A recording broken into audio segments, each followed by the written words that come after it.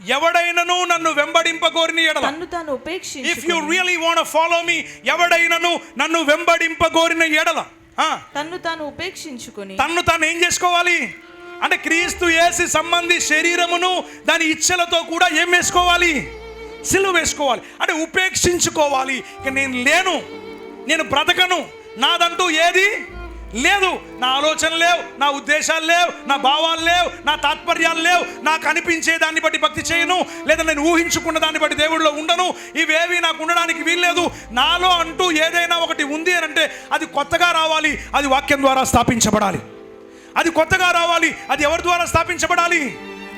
బలము నీవిచ్చినదే, జ్ఞానం నువ్విచ్చినదే, అన్నీ నీ పొందా నీ కృప వల్లనే.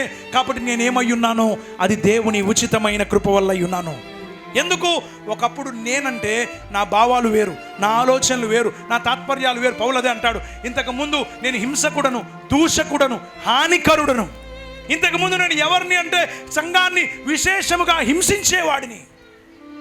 ఈరోజు పిల్లరా ఈ ప్రభువులోకి వచ్చాను, నా శరీరానికి నేను సిలువ వేసుకున్నాను. పౌలు ఏమన్నాడు? నేను క్రీస్తుతో కూడా సిలువ వేయబడి ఉన్నాను, ఇకను జీవించువాడను నేను కాదు. ఇప్పుడు శరీరమందు జీవిస్తున్న ఈ జీవితం కూడా ఎవరిది కాదు, నాది కాదు. ఒకవేళ అది నాదైతే నేను క్రీస్తుకు సంబంధించిన వాడను. ఒకవేళ అది నాదైతే పిల్లరా నా జీవితంలో నన్ను సంతోష పెట్టుకుంటాను తప్ప ఎవరిని సంతోష పెట్టలేను.